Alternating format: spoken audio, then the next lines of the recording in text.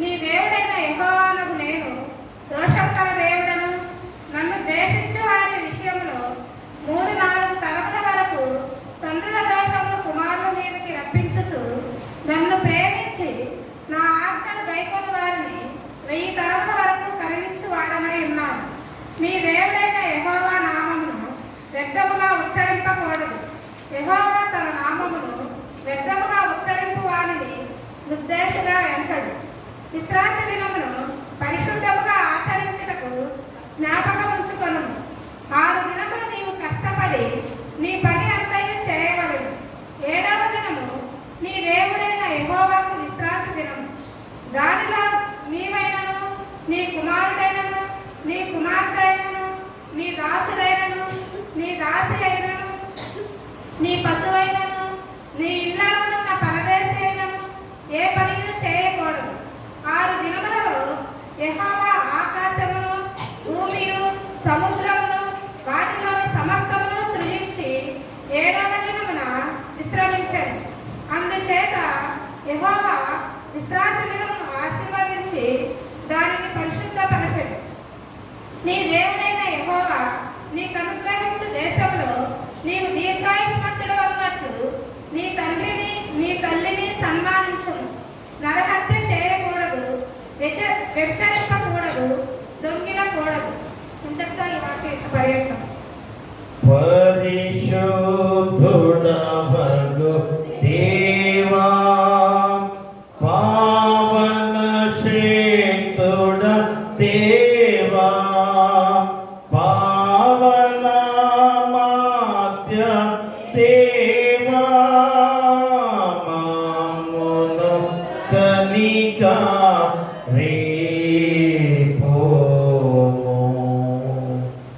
అలాగే పత్రిక పాఠ్యభాగం నుంచి అపోస్తలుడైన పౌలు ఎఫెసీయులకు రాసిన పత్రిక 2వ అధ్యాయము 4 నుంచి 10 వచనాలు. అపోస్తలుడైన పౌలు ఎఫెసీయులకు రాసిన పత్రిక 2వ అధ్యాయము 4 నుంచి 10 వచనాలు. ఈ గురించి ఏర్పాటు చేయబడిన పత్రిక పాఠ్యభాగము ఎఫెసీయులకు రాసిన పత్రిక 2వ అధ్యాయం 4 నుంచి 10 వచనాలు ఇలా రాయబడింది.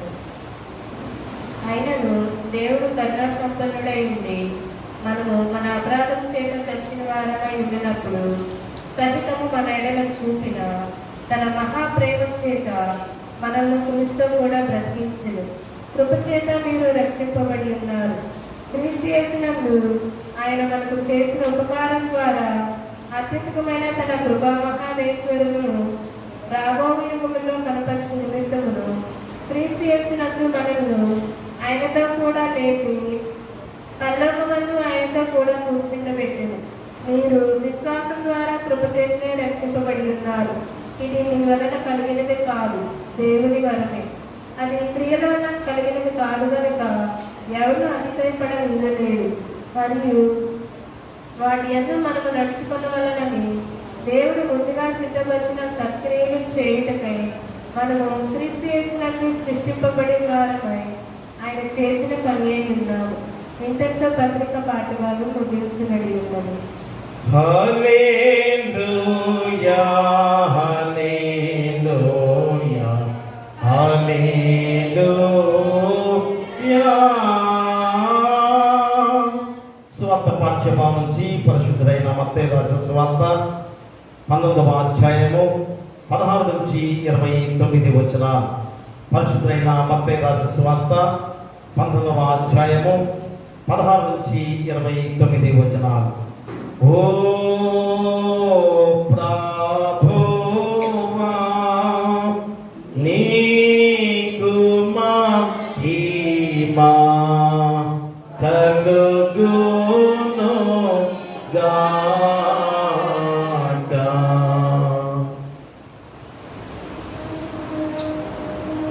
ఏర్పాటు చేయడం మత్తయి సువార్త 19వ అధ్యాయము 16 నుంచి 29 వచనముల వరకు. ఇదిగో ఒకడు ఆయన యొద్దకు వచ్చి, బోధకుడా, నిత్య జీవము పొందుటకు నేనే మంచి కార్యము చేయవలనని ఆయనను అడిగాను. అందుకు ఆయన, మంచి కార్యమును గూర్చి నన్నెందుకు అడుగుచున్నావు? మంచివాడొక్కడే. నీకు జీవములో ప్రవేశింప కోరిన యెడల ఆజ్ఞలను కొనమని చెప్పాను. అతడు ఏ ఆజ్ఞలని ఆయనను అడగగా, యేసు నరహత్య చేయవద్దు, వ్యభిచరింపవద్దు, దొంగలవద్దు, అబద్ధ సాక్ష్యము పలుకవద్దు, తల్లిదండ్రులను సన్మానింపుము, నిన్ను వల్లే నీ పొరుగు వానిని ప్రేమింపవలనని అన్నాయే అని చెప్పాను. అందుకు ఆ యవనుడు, ఇవన్నీ అనుసరించుచునే ఉన్నాను, ఇంకనూ నాకు కొద్దువా ఏమని ఆయనను అడిగాను. అందుకు యేసు, నీవు పరిపూర్ణుడు అగుటకు కోరిన ఎడల పోయి నీ ఆస్తిని అమ్మి బీదలకిమ్ము, అప్పుడు పరలోకమందు నీకు ధనము కలుగును, నీవు వచ్చి నన్ను వెంబడించమని అతనితో చెప్పాను. అయితే ఆ యవ్వనుడు మిగుల ఆస్తి గలవాడు కనుక ఆ మాట విని వ్యసనపడుచు వెళ్ళిపోయాను. యేసు తన శిష్యులను చూచి, ధనవంతుడు పరలోక రాజ్యంలో ప్రవేశించుట దుర్బలమని మీతో నిశ్చయముగా చెప్పుచున్నాను. ఇదియు గాక ధనవంతుడు పరలోక రాజ్యంలో ప్రవేశించుట కంటే సూది బెచ్చములో వంట దూరుట సులభమని మీతో చెప్పుచున్నాను నేను. శిశువులు ఆ మాట విని మిక్కిలి ఆశ్చర్యపడి, అలాగైతే ఎవడు రక్షణ పొందగలడని అడుగగా, యేసు వారిని చూచి, ఇది మనుషులకు అసాధ్యమే, కానీ దేవునికి సమస్తమును సాధ్యమని చెప్పాను. పేతురు, ఇదిగో మేము సమస్తమును విడిచిపెట్టి నిన్ను వెంబడించితిమి కనుక మాకేమి దొరుకునని ఆయనను అడుగగా, యేసు వారితో ఇట్లనెను, ప్రపంచ పునరుద్ధానమందు మనుష్య కుమారుడు తన మహిమ గల సింహాసనము మీద ఆసీనుడై ఉన్నప్పుడు నన్ను వెంబడించిన మీరును 12 సింహాసనముల మీద ఆసీనులై ఇశ్రాయేలు 12 గోత్రముల వారికి తీర్పు తీర్చుదురు. నా నామము నిమిత్తము అన్నదమ్ములనైనను, అక్క చెల్లెలనైనను, తండ్రినైనను, తల్లినైనను, పిల్లలనైనను, భూములనైనను, ఇండ్లనైనను విడిచిపెట్టిన ప్రతి వాడును 100 రెట్లు పొందును. ఇదిగాక నిత్య జీవమును స్వతంత్రించుకొందురు. ఇంతటితో సువార్త పాఠ భాగం ముగించబడి ఉన్నది. ఓ క్రీస్తు నీకు స్తోత్రము కలుగును గాక. అందరం కలిసి అపోస్తల విశ్వాస ప్రమాణం చెప్పుకుందాం. భూమి ఆకాశములను సృజించిన సర్వశక్తి గల తండ్రి అయిన దేవుని నేను నమ్ముతున్నాను. అనే కుమారుడు మన ప్రభువైన యేసుక్రీస్తు నమ్ముచున్నాను. ఈయన పరిశుద్ధాత్మన గర్భమున ధరింపబడి కన్య అయిన మరియకు పుట్టి అధికారము క్రింద శ్రమపడి సిలువ వేయబడి చనిపోయి సమాధి చేయబడిననియు అదృశ్య లోకములోనికి దిగిననియు చనిపోయిన వాళ్ళ నుండి 3వ దినమున లేచి పరలోకమునకెక్కి సర్వశక్తి గల తండ్రియగు దేవుని కుడి చేతి వైపున కూర్చుండి ఉన్నాడనియు సజీవులకును మృతులకును తీర్చే కండు వచ్చిననియు నమ్ముచున్నాం. పరిశుద్ధ క్రైస్తవ సంఘముగు పరిశుద్ధుల సమాసమును ఆపక్షమాపణయు శరీర పునరుత్థానమును నిత్య జీవమున్నవని నమ్ముచున్నాను. ఆమేన్. దయచేసి కూర్చోండి. ఆంధ్ర క్రైస్తవ కీర్తన పుస్తకం నుంచి 291వ కీర్తన 291వ కీర్తన.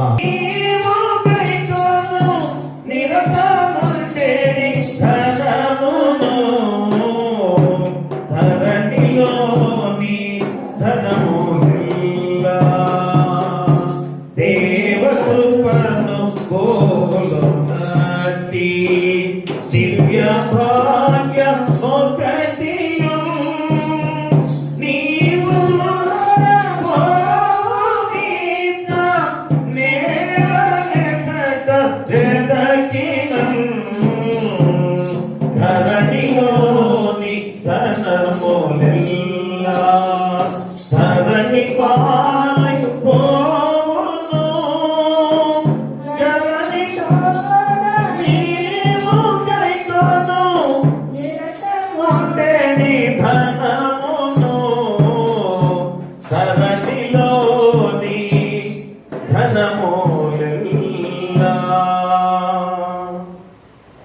మన తండ్రిన దేవుని నుండి మన ప్రభు యేసుక్రీస్తు నుండి కృపయు సమాధానం మీకు కలుగును గాక. ఆమేన్. దయచేసి కూర్చోండి. ప్రియ దేవుని సంఘమా, తండ్రిలారా, మరి యొక్క ప్రాముఖ్యమైన సమయంలో, పరిశుద్ధమైన సమయముగా ఈ పరిశుద్ధ విశ్రాంతి దినాన్ని దేవుడు మనకు అందించి ఉన్నాడు. ప్రతి విశ్రాంతి దినంలో కూడా దేవుని దివ్యమైన వాక్కుల చేత సరాసరి ఆయనే మాట్లాడిన ఆ వాక్కులు మన హృదయంలో భద్రపరుచుకునే గొప్ప సమయమే ఈ పరిశుద్ధ విశ్రాంతి దినం. కాబట్టి ఈ పరిశుద్ధ విశ్రాంతి దినాన్ని ఎవరు కూడా అశ్రద్ధ నిర్లక్ష్యం చేయకూడదని పదే పదే గుర్తు చేస్తున్న సందర్భము. మరి దేవుని వాక్కులు ప్రత్యక్షంగా ఈరోజు మనము వింటున్నాము అనేది మనందరం కూడా గ్రహించుకోవాలి. కాబట్టి దేవుని మాటలకు, దేవుని ఆజ్ఞలకు ఎవరైతే లోబడే వారిగా ఉంటారో వారందరూ కూడా ఆశీర్వదించబడతారు. మా నిత్యం కూడా దేవుని నామాంతో ఎంతగా దీవించబడుతూ ఆశీర్వించబడతారని పదే పదే దేవుని వాక్యం మనకు గుర్తు చేస్తున్న సందర్భం. అందుకని రోజు మళ్ళా ఈ 3 లేఖన భాగాల ద్వారా, ఈ 3 పాఠ్య భాగాల ద్వారా మరొక గొప్ప అంశంతో దేవుని వాక్యాన్ని ఈరోజు మళ్ళా మనకు గుర్తు చేస్తున్నారు. నిర్గమకాండము ఈరోజు మనం చూసినట్టయితే ఎంత ప్రాముఖ్యమైన అధ్యాయం ఈరోజు మనం గుర్తు చేస్తున్నారు. ఎందుకనగా దేవుడు ఇశ్రాయేలు జనాంగానికి 10 ఆజ్ఞలు ఇచ్చిన గొప్ప మాటలు ఈ యొక్క 20వ అధ్యాయంలో మనందరం కూడా గుర్తు చేసుకుంటున్న గొప్ప విధానం.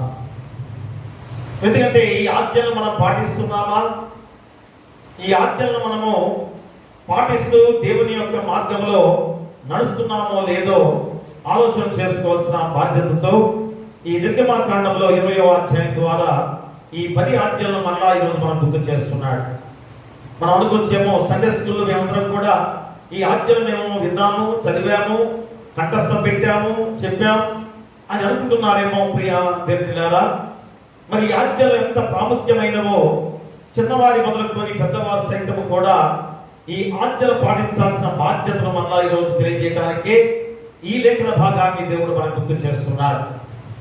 మరి అపోస్తలుడైన పౌలు ద్వారా పత్రిక పాఠ్య భాగంలో మరి మనుషులు క్రియల వల్ల కాదు కానీ దేవుని కృప వల్లనే రక్షించబడతారని బోధిస్తున్న గొప్ప విధానం.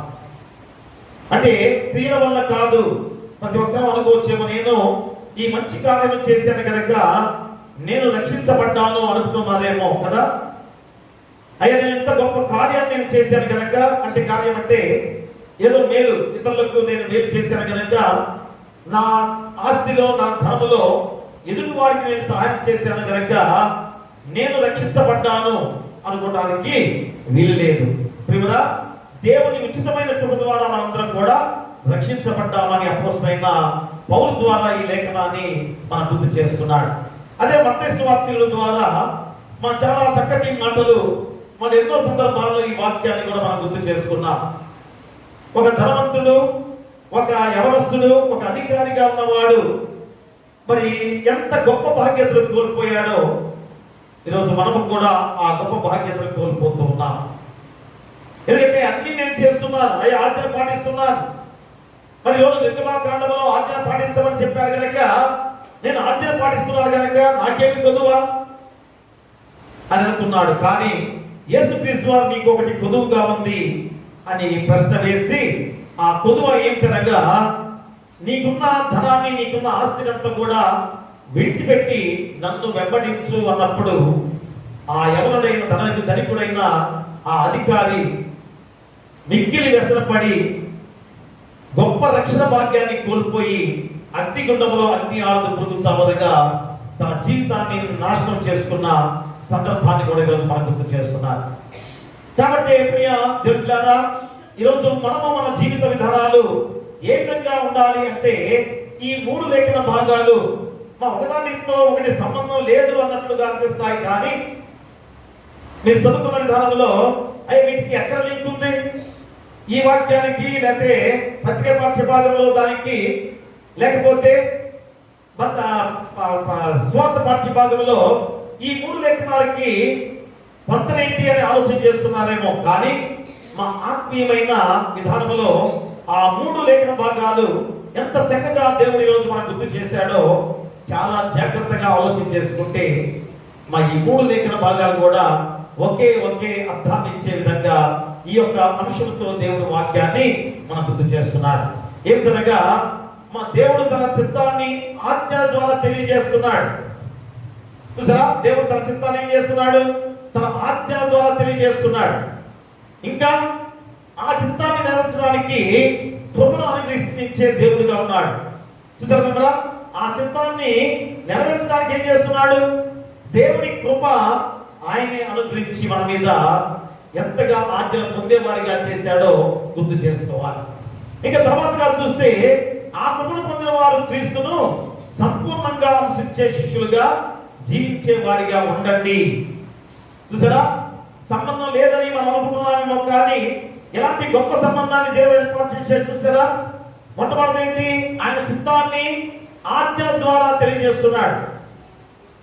ఓ ప్రజలారా, ఓ మనుషులారా, ఇదిగో నేను చెప్పిన ఆజ్ఞ ప్రకారంగా మీరు నడవండి. అలాగా నడవాలంటే, మా దేవుని చిత్తానుసారంగా మనం నడవాలంటే ఖచ్చితంగా దేవుడి కృపే మనకు కావాలి. కానీ మన శాయశక్తులుగా కానీ మన యొక్క ఆ జ్ఞానంతో కానీ ఆయన చిత్తాన్ని మనం నెరవేర్చలేము అనడానికి నిదర్శనమే ఈ 2వ వాక్య భాగం ద్వారా మనం గుర్తు చేసుకుంటాం.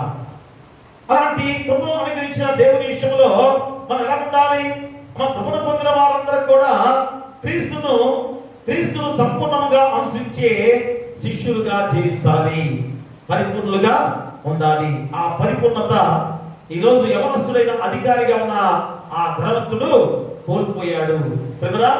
కాబట్టి ఈరోజు మీరు నేనందరం కూడా మా ఈ వాక్యం ద్వారా నాకు ఏమి కొలువా అనే ప్రశ్న ప్రతి ఒక్కరు కూడా వేసుకోవాలి. అయ్యో, నాకు ధనం ఉంది, ఆస్తి ఉంది, ఐశ్వర్యం ఉంది కనుక నాకేమి కొలువా అని అనుకుంటున్నావేమో. నీకు ఒకటి కొదువుగా ఉందని మళ్ళా ప్రశ్న వేస్తున్నాడు దేవాది దేవుడు. కాబట్టి దేవుడు ఇశ్రాయేలులకు మా 10 ఆజ్ఞలు ఇవ్వడానికి ముందు వాళ్ళు ఏం చేశారు? మా 10 ఆజ్ఞలు ఇచ్చే ముందు ఏం చేశాడు దేవుడు? ఐగుప్తు బానిసత్వం నుంచి రక్షించిన దేవాది దేవుడు. చూసారా, మా ఆజ్ఞల ముందు ఇవ్వలేదు.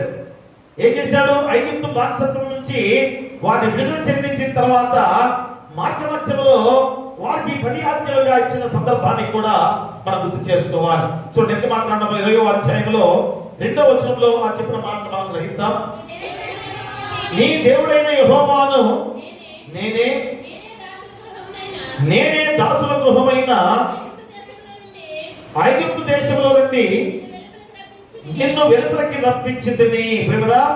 చూడండి, నేనే యెహోవాను, కాబట్టి నేనే దాసుల గృహమైన ఐగుప్తు దేశంలో నుండి నిన్ను వెలుపలికి రప్పించింది.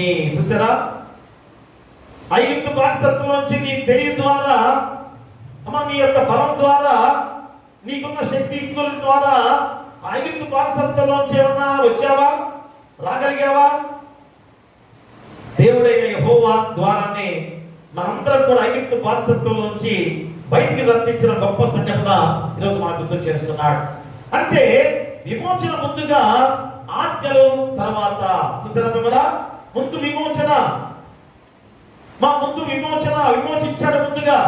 ఐగుప్తు బానిసత్వం నుంచి మనల్ని నడిపించిన దేవాది దేవుడు, తర్వాతే ఆజ్ఞలు మనకి అందించిన దేవాది దేవుడు. అంటే రక్షణ పొందుతున్న విధానంలో, కానీ మనందరం రక్షించబడిన వారిగా దేవుని చిత్తానికి విధేయులమై జీవించే వారిగా ఉండాల్సిన బాధ్యతను కూడా గుర్తు చేస్తున్నాడు. కాబట్టి రక్షించిన తర్వాతే కదా నీకు 10 ఆజ్ఞలు ఇచ్చాడు. మరి 10 ఆజ్ఞలు ఎందుకు పాటించలేకపోతున్నావు? చూడండి ప్రియ దేవుని, ఒకసారి ఆలోచించేయండి. మనల్ని ఆ ఐగుప్తు బానిసత్వం నుంచి రక్షించిన తర్వాతే కదా 10 ఆజ్ఞలు ఇచ్చాడు. మరి ఎందుకు పాటించలేకపోయావు? ఎందుకు పాటించలేకపోతున్నావు? అదే అడుగుతున్నాడు ఈరోజు. కనుక ఈ రోజు మనం చదువుకున్న ఈ విధానాల్లో ప్రతి ఒక్కరు కూడా ఈ రోజుల్లో మరి 2 ప్రమాదాలు మనకు కనిపిస్తూ ఉన్నాయి. అమ్మ కొద్ది ముందుకు రండి.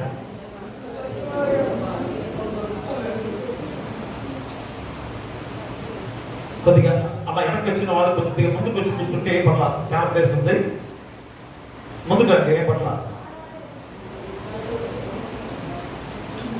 ముందుగా ముందుకు వచ్చే పర్లేదు.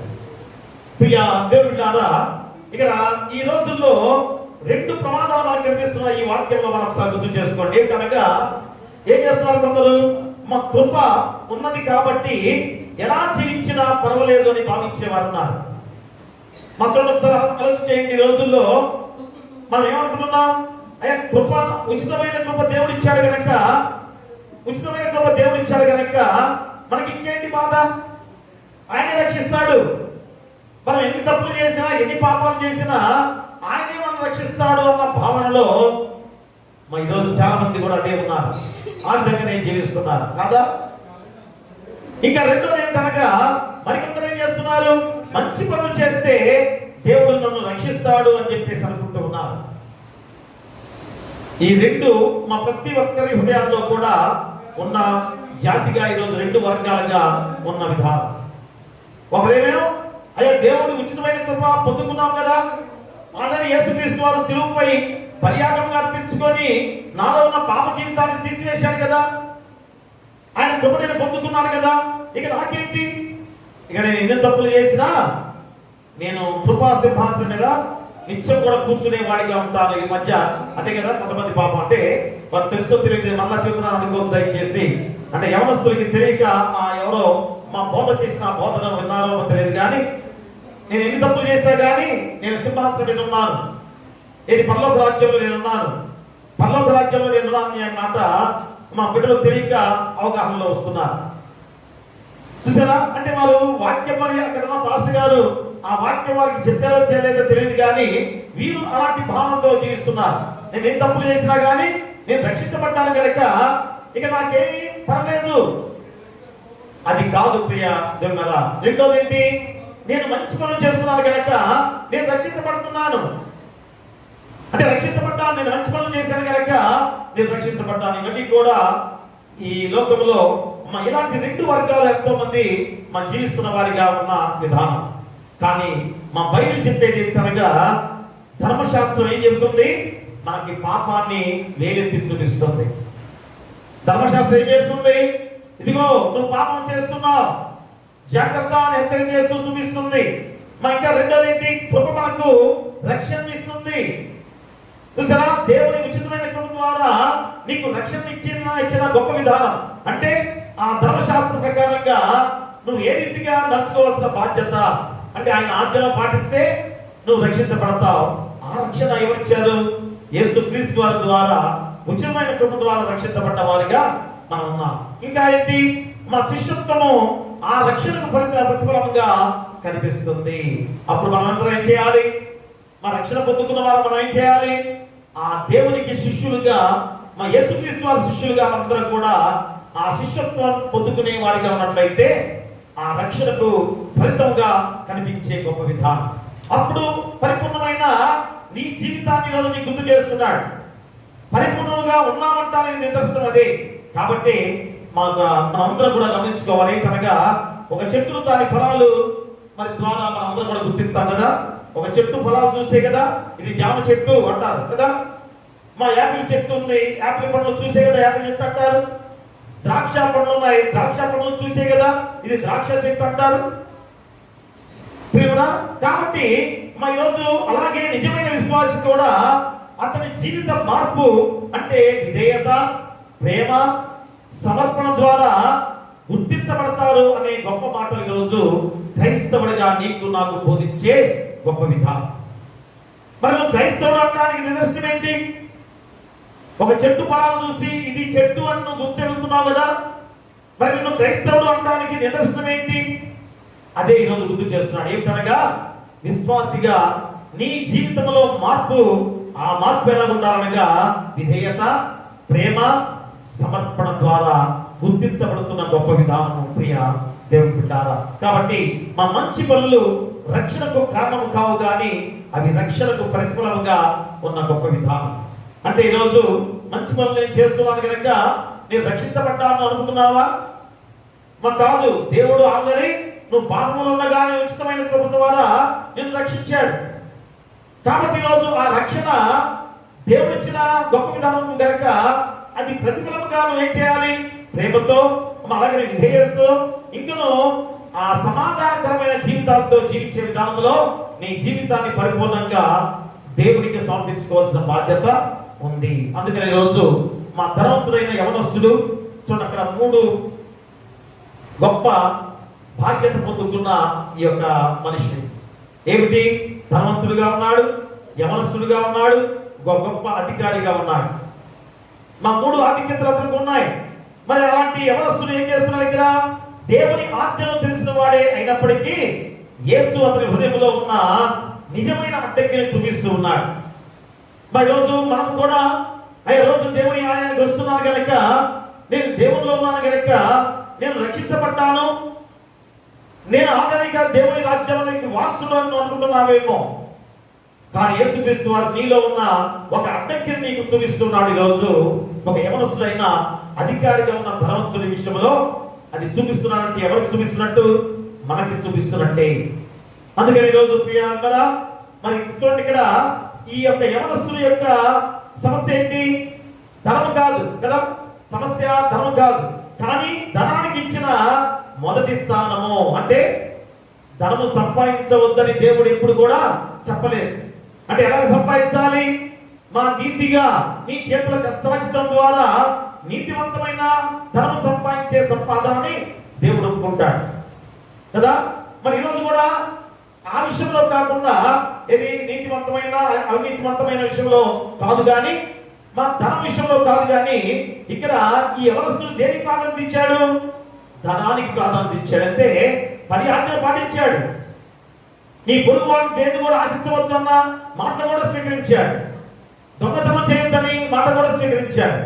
కానీ అతను ఉద్యోగస్తుడు కనుక మంచి ధనము బాగానే ఉంది, డబ్బు ఉంది, ధనం ఉంది, ఆజ్ఞలన్నీ కూడా పాటిస్తున్నాడు. కానీ ఒకటి కొదువుగా ఉంది అని మా గుర్తు చేస్తూ ధనానికి మొదటి ప్రాధాన్యత ఇచ్చాడో మనం కూడా అదే స్థితిలో ఉన్నామా? దేవుని దగ్గరికి వస్తున్నాం, దేవుని వాక్యాన్ని వింటున్నాం, మా దేవునిలో బలమైన వారిగా ఉన్నాం అనుకుంటున్నాము, కానీ ధనానికి మొదటి ప్రాధాన్యత ఇస్తున్నామేమో ఆలోచన చేసుకోవాలి. అందుకనే మా ఏదైనా ఆక్రమిస్తే అది మన శిష్యత్వానికి అడ్డంకి చూపిస్తుంది. ఈరోజు నువ్వు పరిపూర్ణంగా అవ్వాలంటే ఏం చేయాలి? నీ హృదయంలో దేనికి కూడా చోటు ఇవ్వకూడదు. ఎవరికి చోటు ఇవ్వాలి?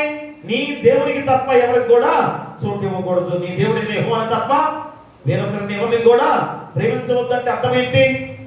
ప్రియుడా, ఇక ఏ విషయంలో కూడా నీ హృదయంలో చోటు ఇవ్వకూడదు.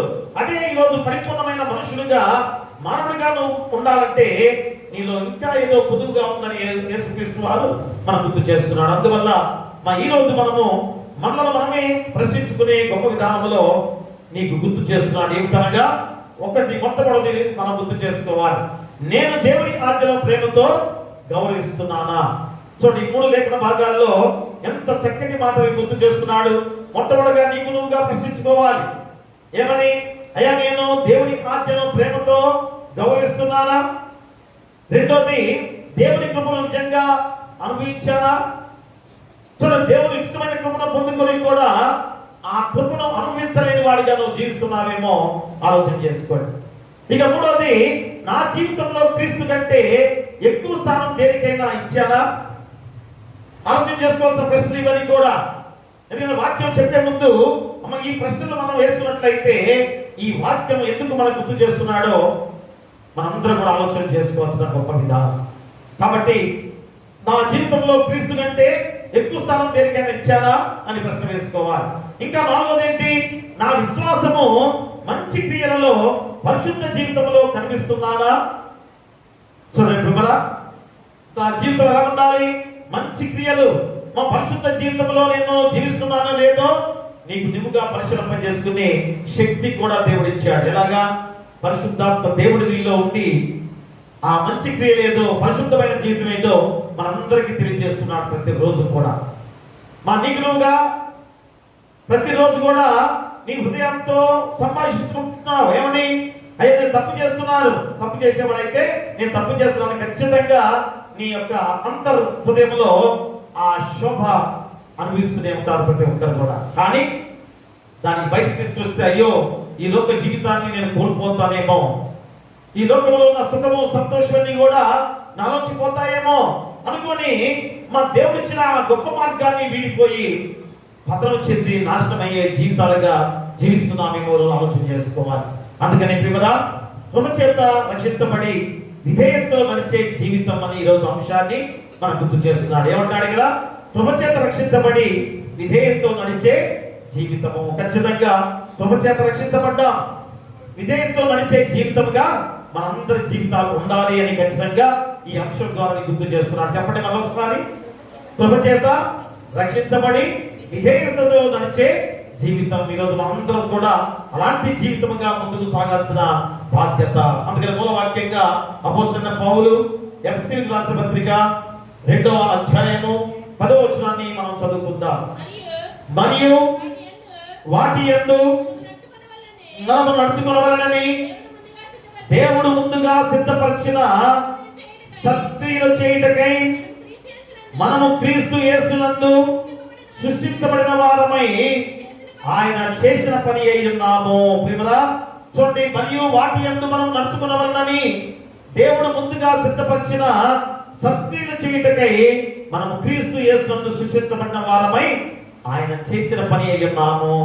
అంటే యేసుక్రీస్తు వారి ద్వారా మనందరం కూడా మళ్ళా తిరిగి రక్షించబడ్డ వారముగా పరిశుద్ధ జీవితము ఈరోజు అందించిన దేవాది దేవుడు. అంటే ఉచితమైన కృప చేత రక్షించబడ్డ వారం కాబట్టి ఆజ్ఞ పాటించాలి, సత్క్రియలు మనం చేయాలి, మంచి కార్యాలతో దేవుని నామాన్ని కనబరుస్తూ నడవాల్సిన బాధ్యత మనపై ఉంది. అందుకనే ఈ యొక్క 3 లేఖన భాగాల ద్వారా, ఈ 3 సహాయక వాక్య భాగాల ద్వారా మా 3 ముఖ్యమైన సత్యాలు ఈరోజు నీకు గుర్తు చేస్తున్నాడు. ఎందుకంటే మా కృప చేత రక్షించబడి విధేయతతో నడిచే జీవితము ఎలా ఉండాలో నీకు గుర్తు చేస్తున్నాడు. కాబట్టి 3 అంశాలు మళ్ళా మనం గుర్తు చేస్తున్నప్పుడు ఇవన్నీ కూడా మనలో గుర్తు చేసుకునే బిడ్డలుగా మీరు ఉన్నట్లయితే, ఈ అంశం ద్వారా మన జీవితాన్ని నడిపించుకున్న వారిగా ఉన్నట్లయితే ఖచ్చితంగా నీకు నాకు మనందరం కూడా నిత్య జీవ వారసులుగా ఉండే ధన్యత లభిస్తుంది. అదే ఈ 3 అంశాలు ఏమిటనగా, మొదటిది దేవుని చిత్తాన్ని తెలియజేసే ఆజ్ఞలు. మొట్టమొదటి దేవుని చిత్తాన్ని తెలియజేసే ఆజ్ఞలు. రెండోది దేవుని ప్రేమను తెలియజేసే కృప. దేవుని ప్రేమను తెలియజేసే కృప. మూడోది దేవుని మహిమను తెలియజేసే శిష్యత్వము. ప్రేమరా, దేవుని మహిమను తెలియజేసే శిష్యత్వము. ఈరోజు అందరూ కూడా దేవుని మహిమ ఏంటో తెలుసుకున్న వారమే. అలాంటి మహిమను తెలుసుకున్న తర్వాత నువ్వు దేవుని శిష్యుడవే, దేవుని వారసుడవే, దేవుని బిడ్డవే. అలాంటప్పుడు మనలో చెడు ఎందుకు వస్తుంది? సమాజంలో ఎందుకింత చెడు వచ్చింది? మా నీ కుటుంబంలో ఎందుకింత శోధన వస్తుంది? ఎందుకంత ఈ శ్రమలు పాలవుతున్నాం? ఎందుకంత భయంకరమైన అనారోగ్యతలు, వాతావరణ మార్పులు ఎందుకు వస్తున్నాయి? ఇవన్నీ కూడా మనం ఆలోచన చేసుకుంటే మన జీవితం ఎలా ఉందో ఈ రోజైనా ఆలోచన చేసుకొని మా కృప చేత రక్షించబడ్డ మనందరం కూడా విధేయతతో నడిచే జీవితముగా లేదేమో. అందుకని ఈరోజు ఈ అంశాన్ని కృప చేత రక్షించబడి విధేయతతో నడిచే జీవితము కలిగి ఉండాలని గుర్తు చేస్తున్నాడు. అందుకని మొట్టమొదటి అంశం ఏదనగా దేవుని చిత్తాన్ని తెలియజేసే ఆజ్ఞలు. నిర్గమకాండము 20వ అధ్యాయము 6వ వచనాన్ని చదవండి దయచేసి.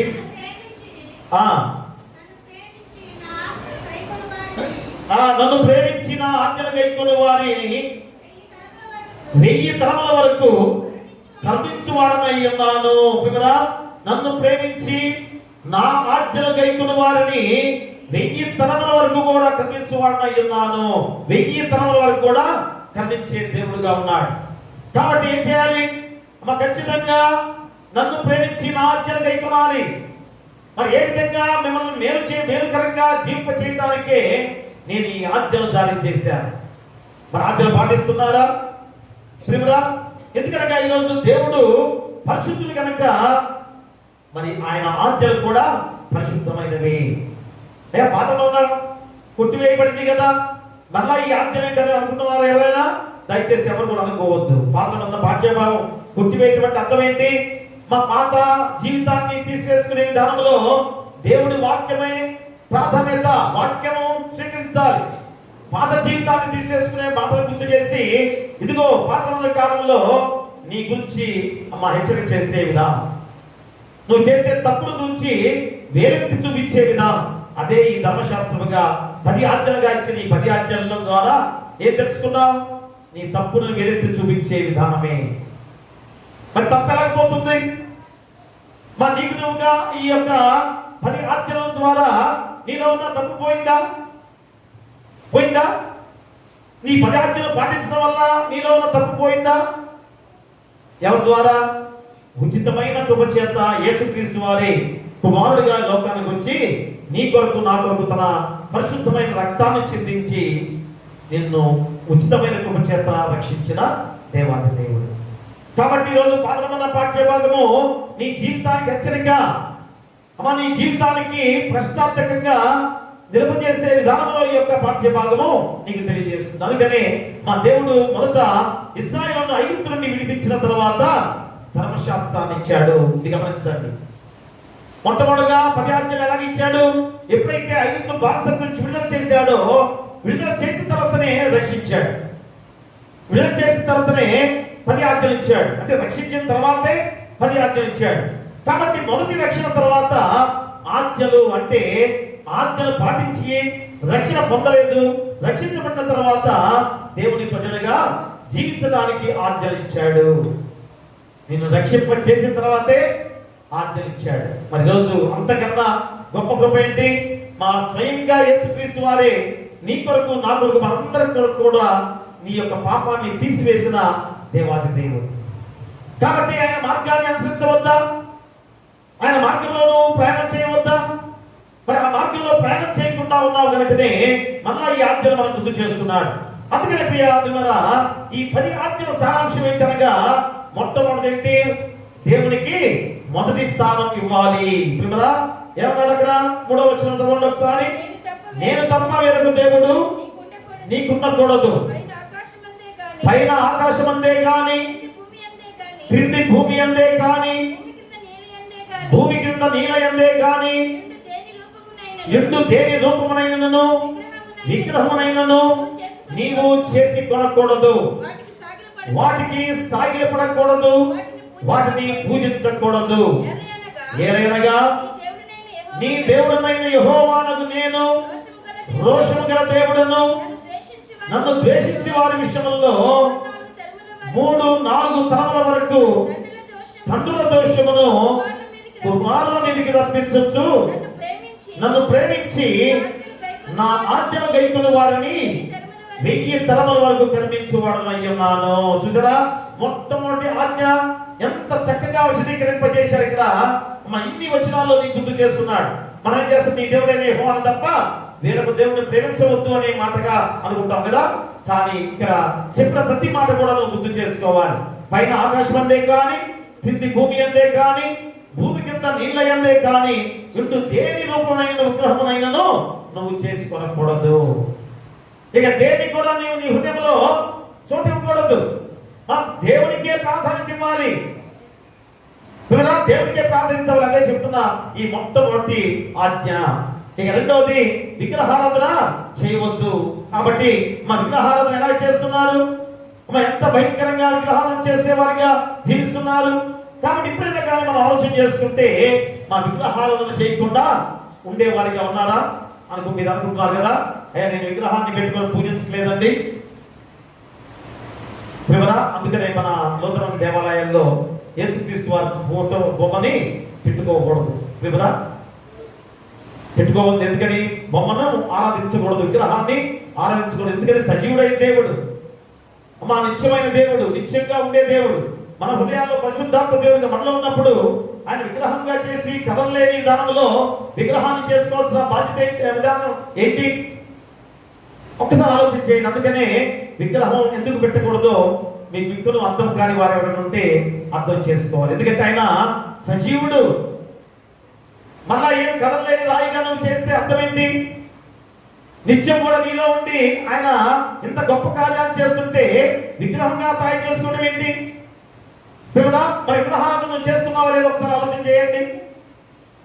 లేక వేరే పాస్టర్ గారిని, ఆ పాస్టర్ గారిని నాకు రక్షణ ఇచ్చాడు, ఆ పాస్టర్ గారి ద్వారా నేను రక్షణ పొందుకున్నాను, ఆయన ద్వారా నేను దేవుని దగ్గరికి వెళ్తున్నాను, ఆయన ద్వారా నేను రక్షించబడ్డాననే మాటలు కూడా అంటుంటారు. అంటే ఎవరిని ఆరాధిస్తున్నట్టు, ఎవరిని ప్రేమిస్తున్నట్టు?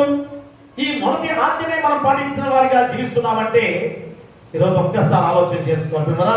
ఏమి కొదువైంది నీకు ఈ దేవాలయంలో? ఏమి కొదువుగా ఉంది ఈ దేవాలయంలో? ఇన్ని సంవత్సరాలని క్రైస్తవ జీవితాన్ని ఏ విధంగా నువ్వు నష్టపరుచుకునే వాడిగా జీవిస్తున్నావంటే మొదటి వారు కడపటి వారు అనే వారు ఎవరు? మనమే కదా. ఈ నెలంతా కూడా గాస్పల్ అని ఫాదర్ హయ్యర్ గారు ఎంత కష్టపడి ఎంత దూరం వచ్చినప్పుడు ప్రయాణ సౌకర్యాలు లేవు. ఈ గుంటూరు మహాపట్నంగా అనుకుంటున్న ఈ పట్టణంలో అప్పుడున్న పరిస్థితులు ఏంటి? చేతపడులు చేసేవారు. విగ్రహారాధన ఎక్కడ పడితే అక్కడ రాళ్ళని ఏమంటారు, ఇది అంటారు కదా, బుడ్రాయి అంటారు. అలాంటి రాళ్ళు ఏర్పాటు చేసుకొని వాటికే కుంకాలు పెట్టుకుని వాటిని దేవుడిగా ఎక్కడ ప్రతి వీధిలో కూడా అలాంటి ఆచారాలతో భయంకరంగా ఉన్న పరిస్థితి మన గుంటూరు మహాపట్నంగా ఉన్న ఈ పట్టణం. అలాంటి ఈ పట్టణంలో ఇంత గొప్ప పట్టణంగా గుంటూరు పట్టణంగా మార్చబడిందంటే, ఒక రాజధానిగా ఇప్పుడు ఏర్పడిందంటే మా అర్థం ఏంటి? ఒక గొప్ప దైవజనుడు ఫాదర్ జాన్ క్రిస్టియన్ కటికయ్యర్ గారు మన ప్రాంతానికి వచ్చి నిన్నే 10వ తారీఖున జన్మదిన వేడుక, ఆయనకి పుట్టినరోజు. రేపు 31వ తారీఖు ఆయన ఈ ప్రాంతానికి వచ్చి మొట్టమొదటిగా దేవుని వాక్యాన్ని అందించిన రోజే రేపు 31వ తారీఖున అందరం కూడా ఆరాధన చేసుకోబోతున్నాం. ప్రేమలా అంటే వాక్యానికి ప్రాధాన్యత. ఆయన పుట్టినరోజుకు మనం ప్రాధాన్యత ఇవ్వం, మనిషికి ప్రాధాన్యత ఇవ్వం. ఎప్పుడైతే దేవుని వాక్యాన్ని వెదజల్లాడో ఆ రోజు మనం సువార్త దినముగా సాధించుకొని, అందుకని నెలంతా కూడా సువార్త దినముగా సాధించుకొని కొంతమంది ప్రతిరోజు కూడా ఏదో ఒక విషయంలో ఆ యొక్క గాస్పెల్ డే సందర్భంగా చెప్పే వాక్యమే. మరి ఈరోజు కూడా అదే వాక్యం మనం గుర్తు చేస్తున్నాడు. మా 10 ఆజ్ఞలను పాటించలేని వాడిగా ఉన్నావు అంటారని నిదర్శనం. మొట్టమొదటి ఆజ్ఞనే మర్చిపోయాం, రెండవ ఆజ్ఞనే మర్చిపోయాం, మూడోది ఏంటి? మన దేవుని నామాన్ని వ్యర్థపరచవద్దు. విమరా చూడండి, 7వ వచనం చదవండి ఒకసారి. నీ దేవుడైన యెహోవా నామమును వ్యర్థముగా ఉచ్చరింపకూడదు. యెహోవా తన నామమును వ్యర్థముగా ఉచ్చరింపు వారిని నిర్దోషిగా ఎంచడు. విమరా చూడండి, ఎలాగా? నువ్వు దేవుని నామాన్ని వ్యర్థంగా ఉచ్చరింపు వారిని నిర్దోషిగా ఎంచడు, మా దోషిగా ఎంచబోతున్నాడు. అదే ఒక చిన్న కథ ఇప్పుడు చెప్తుంటాను. ఒక ఇద్దరు యవనస్తులు బైబిల్ ట్రైనింగ్ చేయడానికి వెళ్తున్నారు. వారు ఒకే ఊరేసరికి ఇద్దరు కూడా చక్కగా ట్రైన్లో వెళ్తూ ఉంటారు. ఒకరోజు కూడా అంతే వెళ్తున్నారు. ఒకరికి మా లోపల ఏదేదో భావాలు ఉన్నాయి. వాడు అలాంటి వాడని ఇలాంటి వాడని ఒకరు అనుకుంటారు కదా. ఎంత సొంతూరైనా, ఎంత ట్రైనింగ్ చేస్తున్నా, బైబిల్ ట్రైనింగ్ చేస్తున్నా ఇద్దరు మనస్తత్వాలు ఎలా ఉన్నాయో మా ఒక రకంగా ఉన్నాయి. అయితే ఆమె ఇద్దరు కూడా ప్రయాణం చేసేటప్పుడు వారు ఇంట్లో క్యారేజ్ పెడతారు. దాని మధ్యలో భోజనం చెయ్యి అని చెప్పేసి ఆ క్యారేజ్ పెడుతున్నప్పుడు ఒకటి క్యారేజీ మా చక్కటి వాసన వస్తుందంటే, మసాలా వాసన, ఏదో మాంసపు వాసన, మాంసంతో చక్కగా కూర తీసుకున్న వాసన ఎదుటి వాడికి తెలిసిపోయింది. అది ఏదో మంచి కూర తీసుకొస్తున్నాడు రోజు. మరి ఈ కూరను చక్కగా నేను కూడా వాటి దగ్గర తీసుకోవాలి అనుకుంటున్నాడు. ఎదురేం చేస్తున్నాడు? ఈ తోటి వాడు ఏం తెచ్చుకున్నాడో, పచ్చడి తెచ్చుకున్నాడేమో, నా కూరలో బాగా అడుగుతాడేమని ఇద్దరు కూడా అంతే ఉన్నారు. 2 అయిపోయింది, 3 అవుతుంది, ఇద్దరు కూడా బాక్స్ తెరవట్లేదు. ఇంతసేపు అయినా కానీ తీయకుండా దేనికున్నారు? ఒకడేమో ఈ బాక్స్ తీస్తే నేను దాంట్లో తీసుకోని అనుకున్నాడు. ఎదురేమనుకున్నాడు? వాడు ఏదో పచ్చడి తెచ్చుకుంటాడు, గబక్క నేను నా కూర అయిపోతే ఎలాగా, అయ్యో నా కూర అంతా కూడా వాడే తినేస్తాడేమో అని చెప్పేసి ఇద్దరు కూడా బాక్స్ తెరవట్లేదు. ప్రియమరా ఇక పట్టలేకపోయాడు ఎవరు? ఆ కూర తెచ్చుకుని వాడు, ఇక పచ్చడి తెచ్చుకుని వాడు ఏం చేశాడు? ఇక ఆకలితో తట్టుకోలేక, సహోదరుడా, దేవుని వాక్యం ఏం చెప్పింది? నిన్ను వలే నీ పొరుగు వాడిని ప్రేమించమని చెప్పింది కదా. సో వ్యక్తంగా ఉచ్చరించడం అంటే ఇదే. నీ పొరుగు వాడిని ప్రేమించమని దేవుడు చెప్పిన మాటలు ఉన్నాయి కదా అన్నప్పుడు వెంటనే కౌంటర్ వేశాడు. ఏమనమ్మా? నీ పొరుగు వాడిని దేనిని ఆశించవద్దని వాక్యం చెబుతుంది కదా. ఇద్దరు కూడా ఈ బైబిల్ ట్రైనింగ్ చేస్తూ దేవుని వాక్యాలతో ఎలాంటి కౌంటర్లు వేసుకుంటే ఇద్దరు కూడా ఒకరి ఎల్ల ఒకరు ప్రేమ లేకుండా జీవించే మనస్తత్వాలు ప్రేమరా. ఈరోజు మనం కూడా క్రైస్తవులు అని చెప్తూనే మనందరం కూడా అలాంటి ప్రేమలు మనలో ఉన్నాయా? అలాంటి ప్రేమతో జీవిస్తున్నామా? చూడండి, అందుకనే దేవుడి నామాన్ని వ్యర్థముగా ఉచ్చరించకూడదనడానికి కారణం ఇదే. ఈరోజు ఏదైనా తప్పు చేస్తే చాలా మంది ఏం చేస్తారు, వాక్యం చెప్తారు, అదిగో వాక్యంలో చెప్పిన మాట నువ్వు ఆ తప్పుగా ఉన్నావని అంటారు, కానీ అతన్ని రక్షించడానికి ప్రయత్నం చేస్తారా? చూడరా, యేసుక్రీస్తు వారు అలాగా రక్షింప చేయడానికి తన ప్రాణాన్ని త్యాగం చేసుకున్న యేసుక్రీస్తు వారు. మరి నువ్వు ఎదుటి వారికి సహాయం చేయ విధానంలో దేవుని వాక్యం ద్వారా నువ్వు చెప్పేవాడిగా ఉంటావు, కానీ నువ్వు చేసేవాడిగా ఉండకపోతే అది దేవుడు సమ్మతించడని మాకు ఖచ్చితంగా చెబుతున్నాడు. కాబట్టి ఇక తర్వాత ఏంటి, 4వ విశ్రాంతి దినాన్ని పరిశుద్ధంగా ఆచరించాలి. చూడండి 8వ వచనంలో, విశ్రాంతి దినమును పరిశుద్ధంగా ఆచరించకు జ్ఞాపకం ఉంచుకోవడము. ఎంతమంది విశ్రాంతి దినాన్ని పరిశుద్ధంగా ఆచరిస్తున్నారు? 6 దినములు నువ్వు కష్టపడి నీ పని అంతయు చేయవలను, 7వ దినము నీ దేవుడైన యెహోవాకు విశ్రాంతి దినము. దానిలో నీవైనను, నీ కుమారుడునైనను, నీ కుమార్తె అయినను, నీ దాసుడునైనను, నీ దాసి అయినను, నీ పశువైనను, నీ ఇంటిలో ఉన్న పరదేశి అయినను ఏ పనియు చేయకూడదు. 6 దినములలో యెహోవా ఆకాశమును, భూమియు, సముద్రమును, వాటిలోని సమస్తమును సృజించి 7వ దినమున విశ్రమించెను. అందుచేత యెహోవా విశ్రాంతి దినమును ఆశీర్వదించి దానిని పరిశుద్ధపరచెను. ఎంత ఉందో చూసారా? మనం అనుకుంటాం విశ్రాంతి దినాన్ని పరిశుద్ధంగా ఆచరించండి అని ఒక చిన్న ఆజ్ఞనే మనం అనుకుంటాం, కానీ ఇక్కడ మనం చెప్పిన ఈ మాటలన్నీ కూడా ఒకసారి చదువుకున్నారా? ప్రేమరా, విశ్రాంతి దినాన్ని ఎలాగ ఆచరించాలో చెబుతున్నాడు. నువ్వు కష్టపడి నీ పని అంతయు చేయవలన 6 దినాలు, 7వ దినమున నీ దేవుని యెహోవాకు విశ్రాంతి దినము. ఈరోజు సెలవు దినమున కనుక దేవుని ఆలయానికి రాకుండా ఎంతమంది ఊళ్ళకి వెళ్ళి వారు అంటారు, అయ్యా ఈరోజు సెలవు దినము కనుక నేను ఫలానా కార్యక్రమాన్ని పెట్టుకోవాలి కదా. కొంతమంది వివాహాలు కూడా ఆదివారం పెట్టుకోవాలని ఆలోచన చాలా మంది చేసి పెట్టుకుంటున్నప్పుడు కూడా మన దేవుని వారిని ఇంతగా బోధిస్తున్నప్పుడు వివాహాన్ని ఆదివారం కూడా పెట్టుకునే వారు చాలా మంది ఉంటారు. దేవునికి ప్రధానమైన స్థానం ఇవ్వమని దేవుడు చెబుతుంటే మా ఆ రోజు నువ్వు వివాహం పెట్టుకున్నావు, ఏమవుతుంది? సంఘంలో నీకున్న అందరు బంధువులు కదా, చాలా మంది బంధువులు ఈ రోజు వివాహం కనుక చాలా మంది కూడా దేవుని ఆలయానికి రారు కదా. ఇక నీ సొంత బంధువులు ఎక్కడో దూర ప్రాంతాలు ఉంటారు, వారు కూడా పెళ్లికి వస్తారు, ఇక దేవుని ఆలయానికి రారు. చూడండి ఎంతమంది దేవుని దగ్గర రాకుండా నీ కార్యం ద్వారా అప్ చేస్తున్నావో. అందుకని ఆదివారం పూట నీ గృహం విషయంలో కూడా మా గృహాలు ఎవరో సిద్ధాంతి ఆదివారం ముహూర్తం పెట్టాడు కాబట్టి నేను ఆరోగ్యం చేసుకోవాలని పట్టుబట్టే వారు చాలా మంది ఉన్నారు. అమ్మ ఇది సంఘముగా ఉంది కనుక ఇక గొడవలను తాకలించకుండా ఉండటానికి ఇక మీ యొక్క కోరిక మేరకు వచ్చి మా శంకుస్థాపన చేస్తున్నానే కానీ నా హృదయంలోంచి నిజంగా చేసే ప్రార్థన కాదు.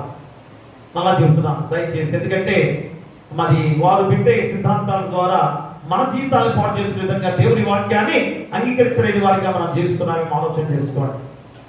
కాబట్టి మన ఈరోజు ఖచ్చితంగా ఎందుకు ఈ పరిశుద్ధ విశ్రాంతి దినాన్ని పాతకాల కాలంలో శనివారం సంపాద దినము, ఈరోజు కూడా ఎవరైనా చేస్తున్నారు సంపాద దినాన్ని శనివారాన్ని. పాతకాల కాలంలో మా సంపాద దినముగా శనివారము జరుపుకునేవారు, ఆదివారాన్ని మొదటి రోజుగా చేసుకునేవారు. అలాంటిది ఎందుకు ఈరోజు మనము ఆదివారాన్ని విశ్రాంతి దినముగా జరిగించుకుంటాం చెప్పగలరా? మా దేనికి ఆదివారం విశ్రాంతి దినముగా చేసుకున్నాం? నీ కొరకు నా కొరకు ప్రాణత్యాగం చేసిన యేసుక్రీస్తు వారు తిరిగి 3వ దినాన విశ్రాంతి దినం 3వ దినాన ఆదివారం ద్వారా ఆదివారంలో తిరిగి లేచాడు. అమ్మ అది ఈరోజు మనందరికి కూడా అవసరమైంది. అది ఈరోజు మనందరికి కూడా నిత్య జీవాన్ని పొందుకునే ధన్యకరమైన జీవితాన్ని ఇచ్చిన రోజే విశ్రాంతి దినముగా దేవుడు గుర్తు చేసి ఇక ఆ రోజు నుంచి మనందరం కూడా ఆదివారం విశ్రాంతి దినముగా ప్రకటించుకొని ప్రపంచం యావత్తు కూడా సెలవు దినముగా ప్రకటించుకున్న రోజు కదా. మనం అనుకుంటున్నాం ఈరోజు ఈ దేశము మాదే అని చెప్పేసి అనుకుంటున్నారు ఎవరైనా కదా. మరి ప్రపంచం అంతా కూడా అందుకని చాలా మంది ఇప్పుడు ఏం చేస్తున్నారు, ఈ యొక్క ఆదివారం సెలవు దినాన్ని తీసివేసి శుక్రవారం పెట్టుకోవాలని ఆలోచనలు కూడా చేస్తున్నారు. మన వల్లే, మనం చేసే పనుల వల్ల, క్రైస్తవులుగా మనం చేసే క్రియల వల్లే. కాబట్టి రోజును నీవు నేను ఏ విధంగా దేవుని ఆరాధించుకునే విధానంలో పటిష్టమైన వారిగా ఉన్నట్లయితే అది ఇంకా కొనసాగే విధంగా దేవుని నామానికి మహిమ చెల్లించే వారిగా ఉండబోతున్న గొప్ప విధానం. కాబట్టి ఎప్పుడైనా ఆలోచన చేయండి మా ప్రియమురా, ఈ యొక్క ఆజ్ఞలు మనం పాటిస్తున్నామో లేదో. ఇక తర్వాత 5వది మనం చూసినట్లయితే చూడండి, అక్కడ 12వ వచనం, నీ దేవుడైన యెహోవా నీకు అనుగ్రహించు దేశంలో నీవు దీర్ఘాయుష్మంతులు పొందినట్లు నీ తండ్రిని నీ తల్లిని సన్మానించుము. ప్రియమురా, ఇందాకేమో విశ్రాంతి దినం నుంచి చెప్పిన మాటల్లో ఏం చెప్పాడు అక్కడ? నీ కుమారుడైనను నీ కుమార్తె అయినను నీ దాసుడైనను నీ దాసినైనను నీ పశువునైనను ఇళ్లలో ఉన్న ప్రదేశి అయినను ఏ పని చేయకూడదు. ఎంత కఠినంగా ఎంత ఖచ్చితమైన మాటగా చెప్పాడు కదా. మరి కుమార్తెల బుద్ధి కనబడుతున్నారు. కుమారులు ఏమయ్యారు? కుమారులు వచ్చారు కొంతమంది, బయట ఉన్నారు, కుమారులుగా ఉన్నారు. ఇంకా ఏమయ్యారు? యవనస్తులు. యవనస్తులుగా ఉన్న బిడ్డలు ఏమవుతున్నారు? ఏం చేస్తున్నారు? తల్లిదండ్రులుగా వెంట పెట్టుకుని వస్తే ఎంత బాగుంటుంది. అయ్యా నా మాట వినట్లేదు అంటే మరి దేవుడు నీకు ఇచ్చిన బాధ్యత ఏంటి? చిన్నప్పటి నుంచే అప్పుడల్ని బాలు నడవలసిన త్రోవలో నడిపిస్తే ఖచ్చితంగా వారు దేవునికి దగ్గరికి వస్తారు. చిన్నప్పటి నుంచి వారిని అలా నడిపించకపోయేసరికి ఈరోజు దేవుని ఆలయానికి రాలేక ఎంతగా ఈరోజు తల్లిదండ్రులకి బాధకరమైన బిడ్డలుగా ఉంటున్నారు. దానివల్ల ఏమవుతుంది? సాతాను కబళిస్తుంది. సాతాను ఎంతగా నశింపజేస్తుందో యవనస్తులుగా ఉన్న బిడ్డల్ని కన్నీరు కారుస్తున్నారు, దుఃఖపడుతున్నారు. కడుపులోంచి వేదన పుట్టుకొచ్చే తల్లిదండ్రులు ఈరోజు మనం కళ్ళారా చూస్తున్నాం. ఈరోజు నేను ఆలోచన చేయండి ప్రియా, ఎందుకు యవన ప్రాయదశలో సాతాను ఇంతగా ఎందుకు మింగింది? ఎందుకు నాశనం చేసింది జీవితాన్ని? తల్లిదండ్రులుగా ఈ బాధ్యత కోల్పోయిన వారికి ఉన్నారేమో ఒక్కసారి ఆలోచన చేసుకోండి. అందుకనే తర్వాత వెంటనే చెప్పిన మాట ఏంటనగా, ఎందుకు ఆ మాట గుర్తు చేశారంటే ఆ బిడ్డలు అలా పెంచితే ఏమవుతుంది? ఈ ఆజ్ఞ కూడా పాటించే వారిగా ఉంటారు. అలాగా నీవు దీర్ఘాయుష్యం కలిగినట్లు నీ తండ్రిని తల్లిని సన్మానించము. ఎవరైతే బిడ్డలు నీ తల్లిని తండ్రిని సన్మానించే వారిగా ఉంటారో వారు గొప్ప జీవితాన్ని పొందుకునే బిడ్డలుగా ఉంటారు. చిన్నప్పటి నుంచి ఎదురు తిరుగుతూ ఇప్పుడైతే అసలు ఇంకా కదా పెద్దవాళ్ళ ఇద్దరికే ఈరోజు మా తండ్రి మా నాన్న ఇద్దరు కూడా చేదస్తులు. నేను ఎక్కడో ఒకసారి చూశాను, పేపర్లో ఎక్కడో చదివాను. ఒక చిన్న వయసులో తల్లిదండ్రులు చెబితే వెళ్ళలేదు. తల్లి లేదు, తండ్రి ఒక్కడే ఉన్నాడు. ఎంత మొత్తుకున్నాడంటే అమ్మ జాగ్రత్తలు అన్న జాగ్రత్తగా ఉండమ్మా అంటే వెళ్ళలేదు. వెనక ఎవరో పిల్లలతోటి తన జీవనాన్ని సాగించింది. వాడు చక్కగా జీవనం చేసి ఒక బిడ్డ కలిగిన తర్వాత ఎన్నో వెళ్ళిపోయాడట. ప్రియదేమరా, ఎంత అల్లాడిపోయిన జీవితంతో ఆ చిన్న బిడ్డను తీసుకొని ఎలాగా బ్రతకలేక కష్టపడుతూ 400 రూపాయలు సంపాదించుకుంటూ మనిషి పక్కగా మారిపోయి ఆ బిడ్డను ఎలాగా పోషించుకునే స్థితి అంత భయంకరమైన ఆలోచన చేశారా? తల్లిదండ్రులు ఎందుకు చెప్తారు? దేనికి చెప్తారు? తల్లిదండ్రులు నీ బాగు కొరకే, గొప్ప స్థితిని పొందుకోవడానికే నిన్ను హెచ్చరిక చేసే బాధ్యత దేవుడే తల్లిదండ్రులకు ఇచ్చిన బాధ్యత. ఎప్పుడైతే నీ తల్లిదండ్రుల మాట విన్నావో చాలా గొప్ప స్థితి పొందుకోపోతావు. చక్కటి జీవితంతో నీ జీవితాంతం కూడా జీవించే గొప్ప జీవితాన్ని దేవుడే నీకు కల్పింపజేస్తున్నాడు. కాబట్టి యొక్క 5వ అంశాన్ని ఆజ్ఞను చెప్పిన విధానం. తర్వాత ఆలోచన చూడండి, అక్కడ నరహత్య చేయకూడదు, తర్వాత వ్యభిచరింపకూడదు, తర్వాత దొంగిలకూడదు.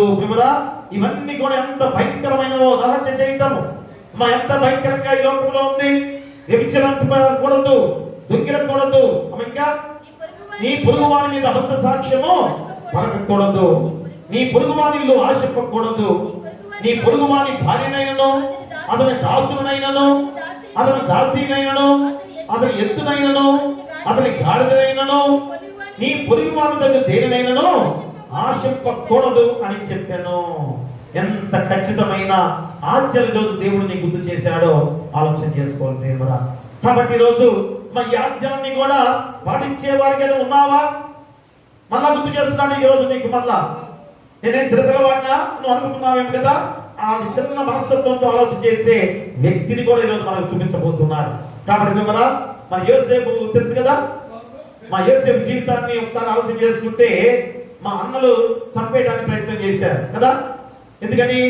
తండ్రికి సాడి చెబుతున్నాడు, అయ్యా మా అన్నలందరూ కూడా తప్పు చేస్తున్నారు, వారు ఏదో చెడుగా తిరుగుతున్నారు బయట అని తండ్రికి చెబుతున్నప్పుడు వారికి కోపం వచ్చింది. ఇది అబద్ధాలు తీసుకొచ్చేదో సారీ చెబుతున్నాడు, మా నాన్నకి ఏదో చెబుతున్నాడు కాబట్టి వీడిని ఊరుకోకూడదని అవకాశం వచ్చేసరికి మా చంపేయడానికి ప్రయత్నం చేశారు. మళ్ళా ఏదో ఒక తమ్ముడు, ఒక అతను, ఒక సహోదరులు ఒక అతను ఎందుకు చంపడం, ఎందుకులే ఆ కూతురు పడేద్దామని ఒకడు అనుకున్నాడు కదా. ప్రేమరా, యేసేపు జీవితం ఎంత భయంకరంగా మార్చబడిందో నిజంగానే పడేశారు. తర్వాత ఎవరికి నమ్మేస్తే డబ్బులు వస్తాయని చెప్పి నమ్మేసిన తర్వాత ఏమయ్యాడు? ఇలాంటి గొప్ప స్థితిని పొందుకున్నాడు. ఒక దేశానికే మా రాజు తర్వాత ప్రధానిగా మార్చబడిన గొప్ప సంఘటన. ఎన్ని శ్రమలు శోధనలు ఎదురయ్యాయి కదా. పొతిఫెర భార్య పాపానికి పిలిచినప్పుడు ఒప్పుకున్నాడా? మా యవనస్తుడు కదా, యవన ప్రాయశిష్ట ఉన్నవాడు. మరి పొతిఫెర ఆ చక్కటి మంత్రిగా ఉన్నవాడు, ఎంత గొప్ప స్థితిలో ఉన్నవాడు.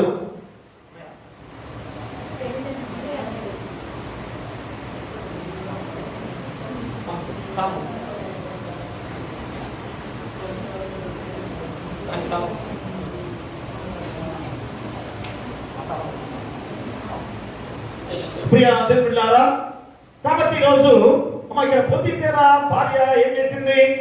పాపానికి పిలిచినప్పుడు నేను దేవునికి విరోధంగా ఎలా పాపం చేయగలను? సో ఎంత గొప్ప మాట ఈరోజు యోసేపు ఏమన్నాడు? దేవునికి విరోధంగా నేను ఏం పాపం చేయగలను?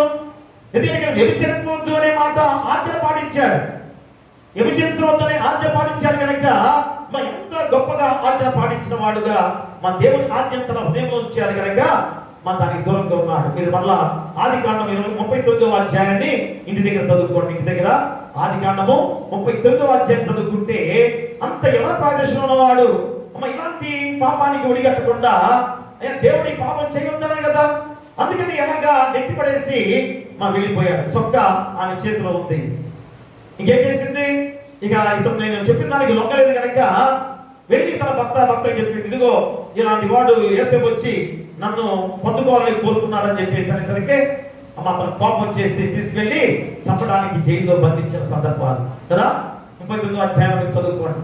అయినా దేవుడు మా పునగల దేవుడు కనుక ఆజ్ఞలు పాటించే వాడిని ఎలాగ రక్షిస్తాడు, ఆజ్ఞలు పాటించే వాడిని ఎలాగ దీవింపజేస్తాడో అలాగా దీవించి ఆశీర్వాదాలతో నిత్యము కూడా పైకి ఎక్కేవాడిగా ఉన్నాడు, కానీ ఇప్పుడు కూడా కిందకి దిగిపోలేదు.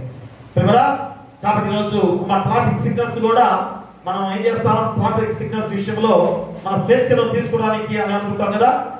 ఏ ట్రై చేస్తున్నా ట్రాఫిక్ సిగ్నల్స్ అనుకుంటారు.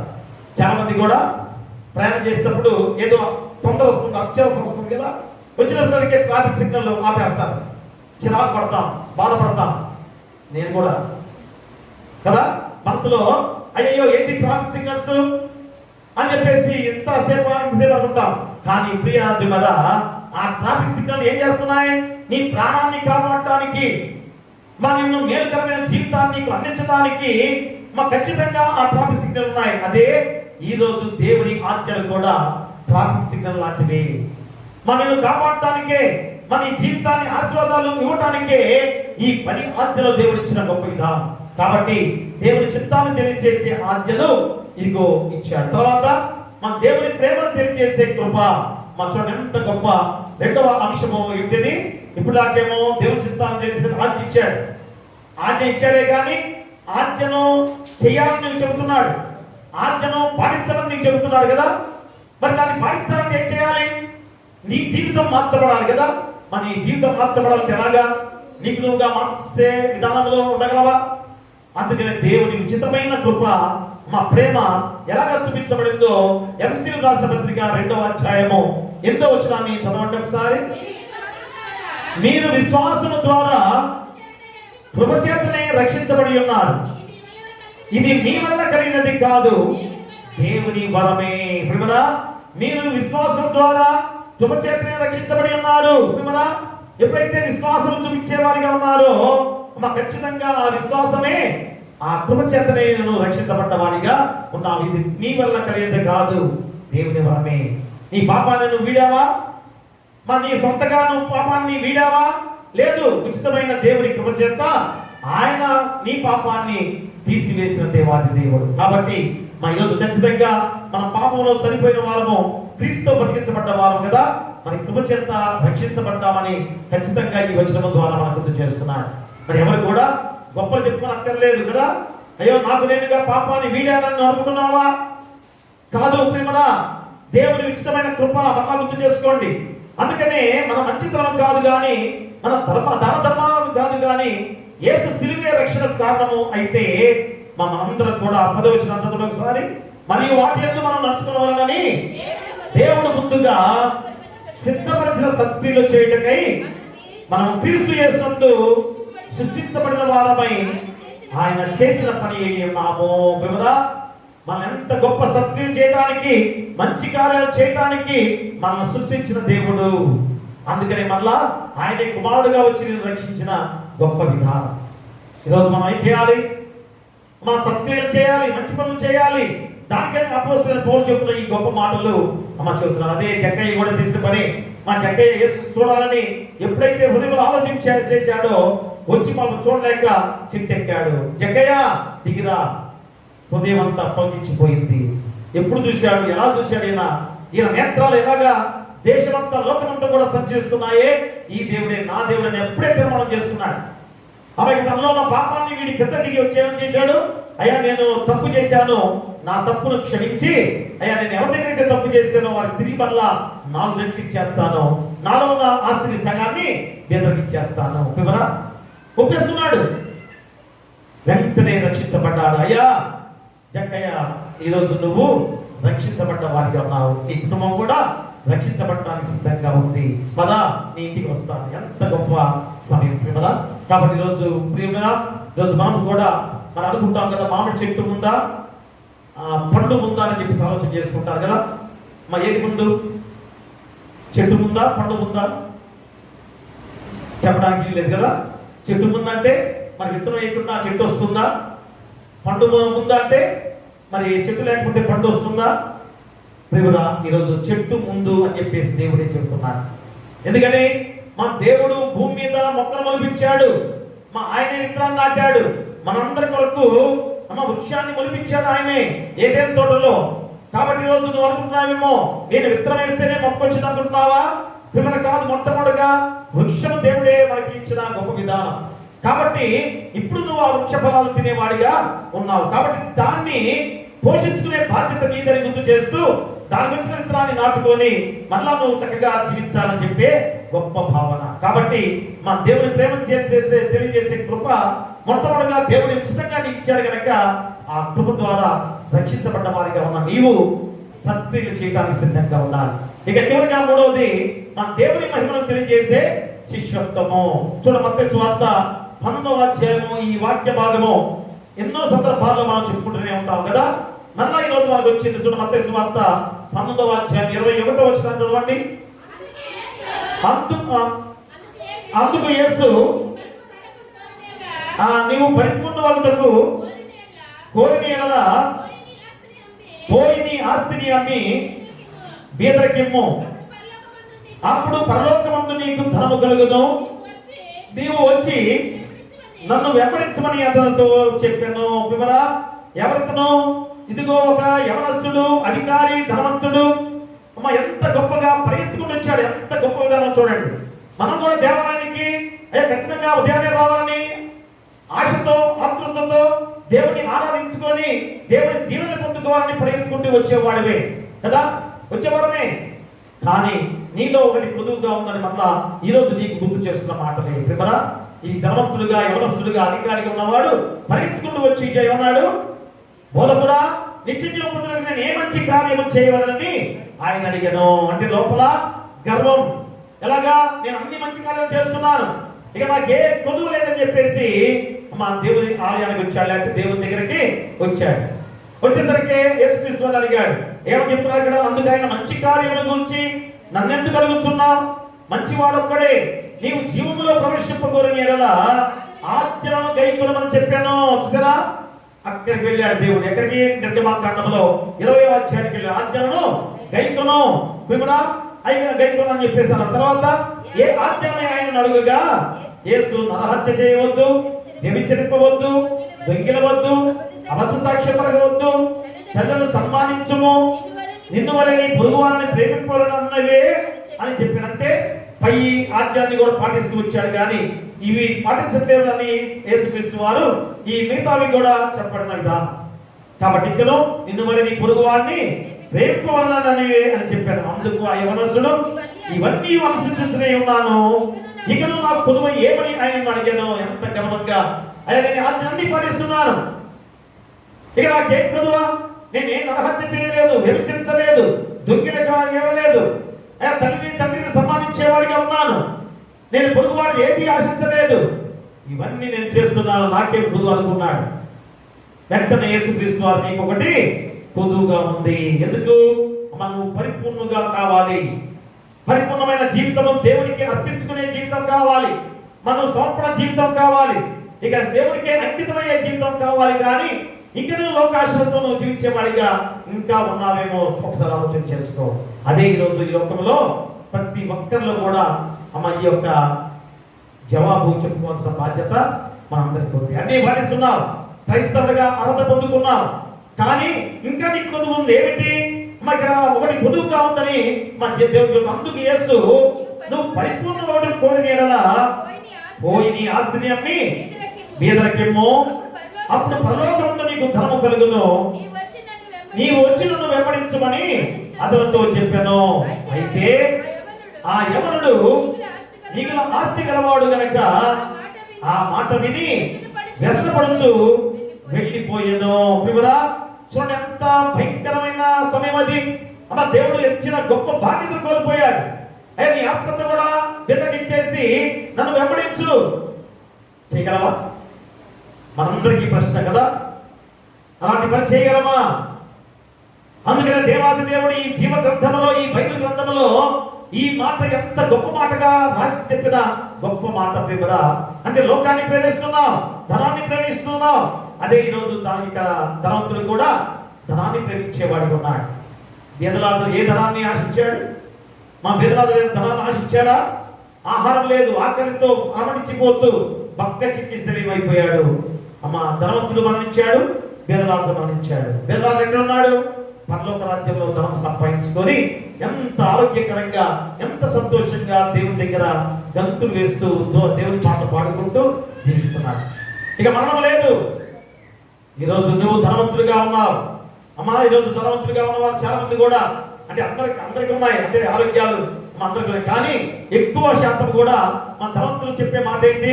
అయ్యా నాకు షుగర్ ఉంది, నాకు బీపీ ఉంది, లేదా నాకు అది ఉంది, ఇది ఉంది అని కూడా చాలా మంది చెప్పేవారు ఉన్నారు. ఏమైంది నీ ధనం? మా ధనానికి ఎందుకు ప్రాముఖ్యస్తున్నావు? మా ధనము నువ్వు ఉండవద్దని కాదు, ధనము నీకు లేకుండా చేసుకోమని కాదు, కానీ మొదటి స్థానం ధనానికి ఇస్తున్నావు. ఈరోజు ఇది యొక్క కుల యవనస్తుడు అది చేశాడు, ధనానికి మొట్టమొదటి ప్రాధాన్యత ఇచ్చాడు, దేవుని రాజ్యానికి కోల్పోయాడు. అందుకనే దేవుడు చెబుతున్నాడు 24వ వచనంలో చూడగా, ఇది కాక ధనవంతుడు పరలోక రాజ్యంలో ప్రవేశించునంటే సూది బెజ్జములో ఒంటె దూరుట సులభమని నీతో చెప్పుచున్నాను.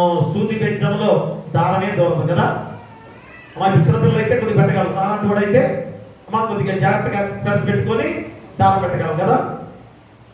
చిన్నపిల్లలు అయితే ఖచ్చితంగా పెడతారు. మరి ఆ యొక్క సూది బెజ్జంలో ఒంటె దూరటము సులభమేనా? ధనవంతుడు పరలోక రాజ్యంలో ప్రవేశించడంటే సూది బెజ్జంలో ఒంటె దూరట సులభం అంటాడు ఇక్కడ. అంటే ఎంత భయంకరమో ధనవంతుడు. అంటే ధనవంతుడు అంటే అర్థం ఒకసారి మనం గుర్తు చేసుకోండి. నీ కష్టార్జితమైన ధనం ద్వారా నువ్వు ఏ విధమైన అన్యాయం చేయకుండా, అక్రమం చేయకుండా, నీవు నీతివంతమైన సంపాదించే సంపాదన ద్వారా ఏ నష్టం లేదు. మళ్ళా చెబుతున్నాను, అన్యాయంగా అవినీతిగా సంపాదించే సంపాదన ద్వారా ఏదో ఒక నష్టం, భయంకర నష్టాలతో కుటుంబం అంతా కూడా అల్లాడిపోయే సమయం కూడా వస్తుంది. అది మళ్ళా చెబుతున్న వాక్యమే, నేను చెప్పే మాటలు కాదు. కాబట్టి ఎంత సులువుగా, ఎంత చక్కని మాటగా చెబుతున్నా ఈ మాటల ద్వారా శిష్యులు ఈ మాట విని మిక్కిలి ఆశ్చర్యపడి, అలాగైతే ఎవరు రక్షణ పొందగలరని అడుగగా యేసు వారిని చూచి, ఇది మనుషులకు అసాధ్యమే కానీ దేవునికి సమస్తము సాధ్యమని చెప్పాను. పేతురు, ఇదిగో మేము సమస్తమును విడిచిపెట్టి నిన్ను వెంబడించింది మీరేక మాకేమి దొరికినని ఆయన అడుగగా యేసు వారితో ఇట్లనెను, ప్రపంచ పునర్జన్మమందు మనుష్య కుమారుడు తన మహిమగల సింహాసనం మీద ఆసీనుడై ఉండినప్పుడు నన్ను వెంబడించిన మీరును 12 సింహాసనం మీద ఆసీనుడై ఇశ్రాయేలు 12 గోత్రాల వారికి తీర్పు తీర్చుదురు. నా నామము నిమిత్తము అన్నదమ్ములైనను అక్కజనులైనను తండ్రినైనను తల్లినైనను పిల్లనైనను భూములనైనను ఇండ్లనైనను విడిచిపెట్టిన ప్రతి వాడును 100 రెట్లు పొందును. ఇదిగాక నిత్య జీవమును స్వతంత్రించుకును. ఇంకేం కావాలి?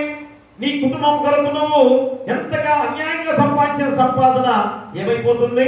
నీ బిడ్డలకే శాపంగా మారింది. వివరా అందుకని అంటాడు ఇక్కడ ఏమని, నా నామము నిమిత్తము అన్నదమ్ములైనను అక్కజనులైనను తండ్రినైనను తల్లినైనను పిల్లలనైనను భూములైనను ఇండ్లనైనను విడిచిపెట్టిన ప్రతి వాడును 100 రెట్లు పొందుకొనును. ఏంటది? ఇది కాక నిత్య జీవమును స్వతంత్రించుకొనును. అంతకనే ఏం కావాలి? ప్రపంచ పునర్జన్మమందు తిరిగి మళ్ళా సింహాసనం మీద కూర్చోబోతున్న గొప్ప విధానం.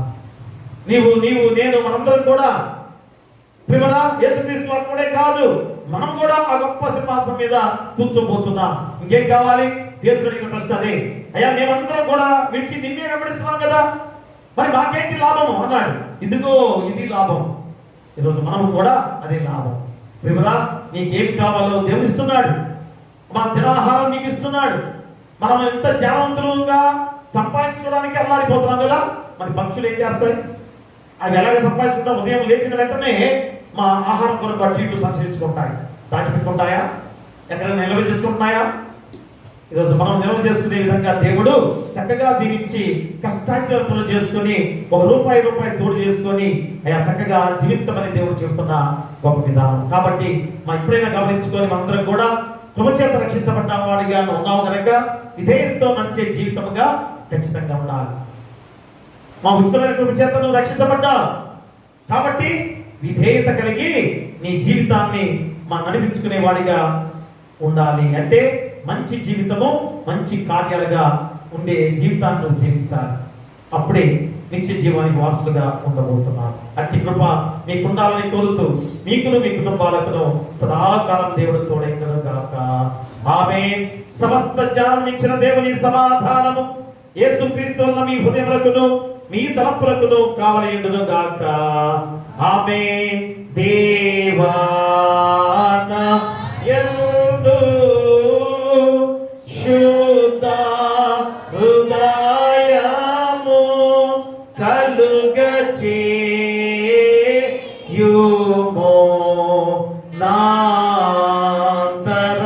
నాంతరంగములో స్థిరమైన మనసును తదముగా పుట్టించుము. నీ సన్నిధానములో నుండి నన్ను త్రోసివేయకుము. నీ పరిశుద్ధాత్మను నా యొద్ద నుండి తీసివేయకుము.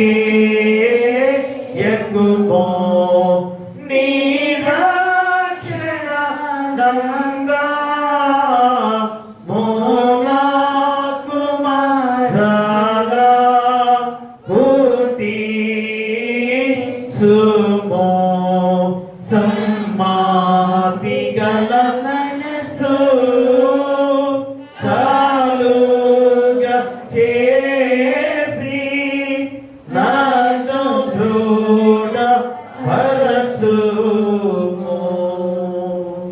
దయచేసి కూర్చోండి. కృతజ్ఞత కానుక మొక్కుబడి కానుక తెచ్చిన వారంటే ముందుకొచ్చి దేవుని ఆశీస్సులు పొందుకోవాల్సిందిగా కోరి ప్రార్థిస్తున్నా. మాకున్న సకలాస్తు మాకున్న సకలాస్తు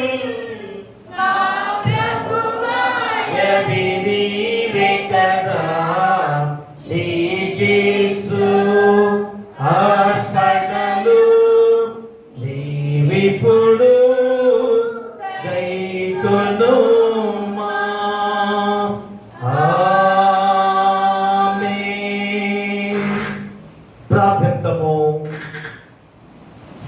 ఆశీర్వాదాలకు కారణభూతుడమైన మా పరలోకపు తండ్రి, మహాపరిశుద్ధుడా, ప్రేమమయుడా, పరమండలమందు ఆశీనుడుగా ఉన్న గొప్ప దేవ, మీకే వేలాది స్తుతులు స్తోత్రాలు. అయా గడిచిన విశ్రాంతి దినం నుంచి ఈ విశ్రాంతి దినం వరకు మమ్మల్ని కాచి కాపాడి మీ రెక్కల్లో భద్రపరిచినందుకు కూడా మీకే వేలాది స్తుతులు స్తోత్రాలు. అయా మరొక గొప్ప సమయముగా తండ్రి, ఈ పరిశుద్ధ విశ్రాంతి దినము తిత్తం తరువాతి 6వ ఆదివారం ద్వారా అయా మీ దివ్యమైన వాక్కుల చేత మా హృదయాలు నింపబడి వాక్యానుసారంగా జీవించే గొప్ప విధానంలో అయా కృప చేత రక్షించబడి విధేయంతో నడిచే జీవితము ఎలాంటి గొప్ప జీవితముగా ఉండబోతున్నదో అలాంటి గొప్ప జీవితము ఆయన ఉండాలంటే అయ్యా మనం ఏం చేయాలి అని ఆయన 3 అంశాల ద్వారా గుర్తు చేసి ఉన్నారు. అయ్యా దేవుని చిత్తాన్ని తెలియజేసే ఆజ్ఞలు తెలుసుకున్నాం. అయ్యా దేవుని ప్రేమను తెలియజేసే కృపను అయ్యా మరోసారి గుర్తు చేసుకున్నాం. దేవుని మహిమను తెలియజేసే శిష్యత్వాన్ని అయ్యా పొందుకున్నట్లయితే అయ్యా పునర్జన్మ ముందు మేమందరం కూడా నిత్యరాజ్య వారసులుగా ఉండబోతున్నాం అనే సత్యాన్ని కూడా అయ్యా గుర్తు చేసి ఉన్నారు. కాబట్టి పేరు అడుగుతున్నాడు, అయ్యా మేము మిమ్మల్ని వెంబడిస్తున్నాము గనక మాకు ఏమిటి లాభము అనే విధంగా అడిగిన ప్రశ్నకు ఎంత గొప్ప జవాబు తండ్రి ఆయన. ఎవరైతే దేవుని వెంబడించే వారిగా ఉంటారో అయా సమస్తాన్ని లోకంలో ఉన్నవన్నీ కూడా విడిచిపెట్టి వచ్చిన వారికి అయా ఏ రీతిగా ఆ బాధ్యత పొందుకుంటారో అది ఈరోజు పేతురు గుర్తు చేసిన గొప్ప విధానమే. కాబట్టి ఏదైనా యవనస్తుడు, అధికారి, ధనవంతుడిగా ఉన్నవాడు అయ్యా నేను మంచి కార్యాలు చేయాలంటే ఏం చేయాలి, అయ్యా నేను ఏ మంచి కార్యాలు చేస్తే ఏమి ఏ విధంగా ఉండబోతున్నానని అడిగిన ప్రశ్నకు జవాబుగా అయ్యా తండ్రి మంచి కార్యాలు చేసేవాడు ఎవరు అని నాయన మీరు ప్రశ్నించిన విధానంలో ఒకడే అని అయ్యా మళ్ళా గుర్తు చేస్తున్నారు. ఎందుకంటే ఇతరులో ఏదో కొదువుగా ఉందని అయ్యా దేవుడే గుర్తు చేస్తున్న సందర్భం తండ్రి. అయ్యా కాబట్టి అయ్యా ఆజ్ఞ పాటిస్తున్నాడు, అన్ని చేస్తున్నాడు అనుకున్నాడు, కానీ నీకు ఒకటి కొదువుగా ఉంది. ఏమిటనగా నీ ఆస్తంతో కూడా పేదలకు ఇచ్చేసిన వెంబడించు అన్న మాటకు తండ్రి నాయన సమాధానం లేదు. అయ్యా ఏ విధంగా తండ్రి నాయన వెంటనే వ్యసనపడుచు ఆయన తిరిగి వెళ్ళిపోయాడు. ఎంత గొప్ప బాధ్యత! ఈ లోకంలో మేమందరం కూడా ఆ స్థానం పొందుకోవడానికే ఈ రోజు ఇంతగా మేము ప్రార్థించే వారిగా ఉన్నాం. అలాంటి గొప్ప బాధ్యత యేసుక్రీస్తు వారి ద్వారా ఆ రాజ్యానికి నేను తీసుకెళ్తాను, నిత్య జీవాన్ని నేను ఇస్తాను అన్నప్పుడు ఎందుకు వెనక్కి దిగిపోవటము? అబ్రహాము అలాగనే నేను చూపించే దేశానికి వెళ్ళు, నీ ఆస్తంతో కూడా విడిచిపెట్టి వెళ్ళు అన్నప్పుడు అబ్రహాం ఎలాగా విడిచిపెట్టాడో ఆనాడు పాత్రమైన కాలంలో మా గుర్తు చేసిన సందర్భమే. ఈ రోజు మేము కూడా ఈ లోకంలో ఏమి తీసుకుని రాలేదు, ఏమి తీసుకుని పోలేము. దిగపరిగానే వచ్చాం, దిగపరిగానే వెళ్లే వారిగా ఉన్నాం.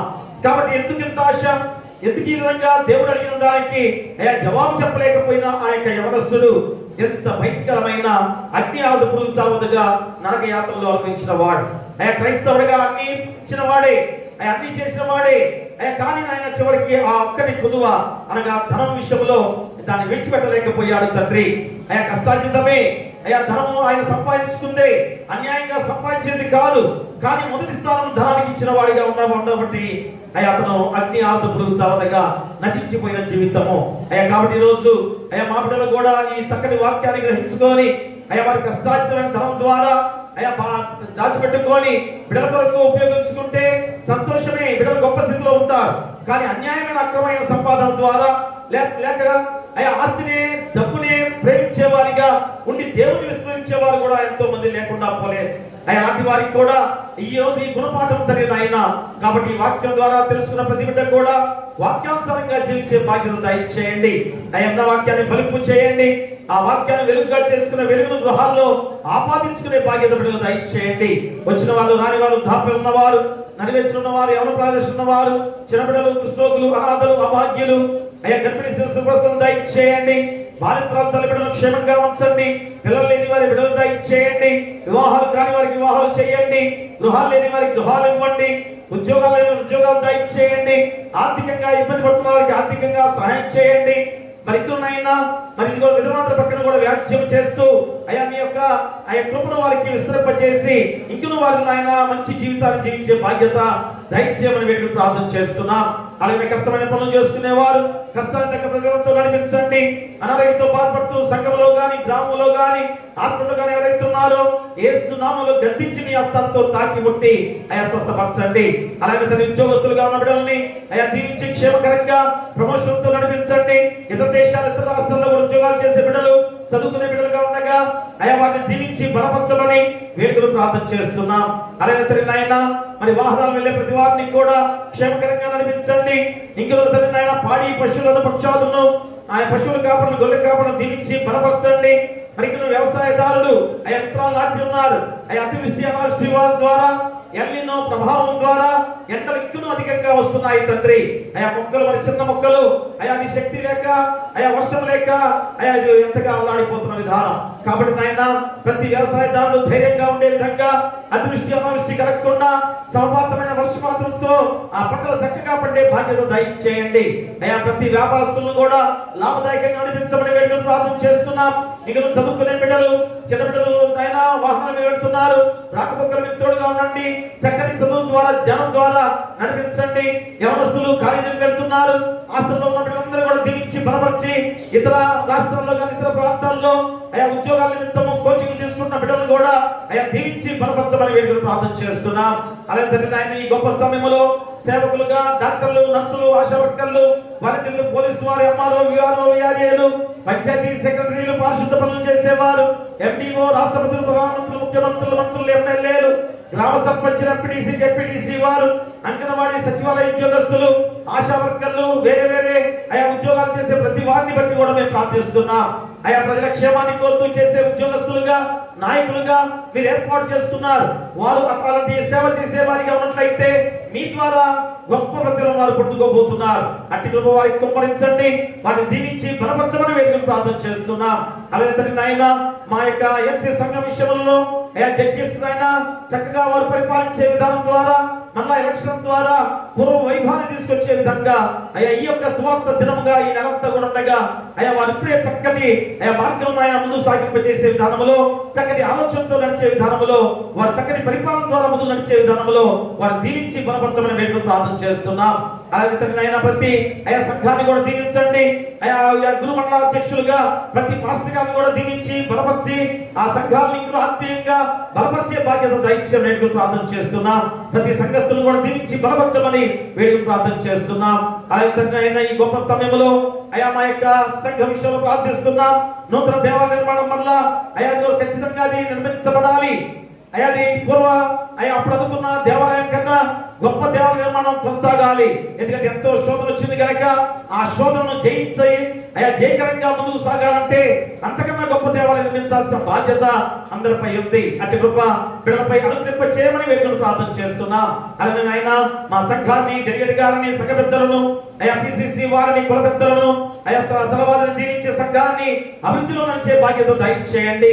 ఇక్కడ ఏ శోధన రానియకుండా మా సంఘంలో శాంతి సమాధానంతో నడిచే బాధ్యతగా యవనస్తులందరూ కూడా దేవుని మార్గంలో నడిచే విధంగా మీ కృప దయచేయండి. సండే స్కూల్ దీవించండి, సండే స్కూల్ బిడ్డలను దీవించండి, సండే టీచర్ని కూడా దీవించమని వేడుకలు ప్రార్థన చేస్తున్నాం. అలాగే యవనస్తుల కూడిక ప్రతి మంగళవారము 7 గంటలకు జరుగుతుండగా ప్రతి యవనస్తుని కూడా నడిపించండి. దాని కొరకు వాక్యాన్ని అందించడానికి బిడ్డలు ఎంతో గొప్ప ఉద్యోగాలు చేస్తూ కూడా వారు మా మధ్యకు వస్తున్నారు. వారి రాకపోకల్లో తోడుగా ఉండి యవనస్తులు ఇందులో బలమైన వారిగా నడిపించే బాధ్యత వారికి దయచేయండి. అలాగే స్థిర సమాజం కూడా పాస్టర్ గారి ద్వారా ఎంతో చక్కగా నడుస్తుండగా మీ కృప ద్వారా స్థిర సమాజం వారు స్త్రీలందరూ కూడా వచ్చే బాధ్యత దయచేయమని ప్రార్థన చేస్తున్నాం. ముఖ్యంగా ఈ సమయంలో సమర్పించిన ఈ కానుకలు బట్టి, కృతజ్ఞత కానుకలు బట్టి, మొక్కుబడి కానుకలు బట్టి, దశమ భాగాలు, ప్రథమ ఫలాలు తెచ్చిన వారి బట్టి, ఇంకను గుప్పడి బియ్యం తీసుకొచ్చిన వారి బట్టి వారిని, వారి కుటుంబాలను 30దంతులుగా, 60దంతులుగా, 100దంతులుగా ఫలింపచేయమని, ఇంకను మా సంఘం ఎలాంటి శోధన రానియకుండా అత్యధిక నిండుగా మెండుగా కుమ్మరించండి. ముఖ్యంగా ఈ సమయంలో జనదర వేడుక జరుపుకుంటున్న బిడ్డ విషయంలో గాని ఆ కుటుంబాన్ని దీవించి బలపరచమని, మా సంఘం చుట్టూ, గ్రామం చుట్టూ కూడా మీ దేవదూతల కంచెగా ఉంచమని నీ కుమారుడు మా ప్రభువైన యేసుక్రీస్తు ద్వారా వేడుకొంచున్నాము తండ్రి. ఆమేన్. పరలోకమందున మా తండ్రి, నీ నామం పరిశుద్ధపరచబడును గాక, నీ రాజ్యం వచ్చును గాక, నీ చిత్తం పరలోకమందు నెరవేర్చుడు భూమి యందు నెరవేరును గాక. మా దినాహారం నేడు మాకు దయచేయము. మహిళా అపరాధము చేసిన వారిని మేము క్షమించి ఉన్న ప్రకారం మా అపరాధములను క్షమించుము. శోధను దుష్టుడు తప్పించుము. రాజ్యమును, శక్తియు, మహిమయు నిరంతరము నీవై ఉన్నవి. ఆమేన్.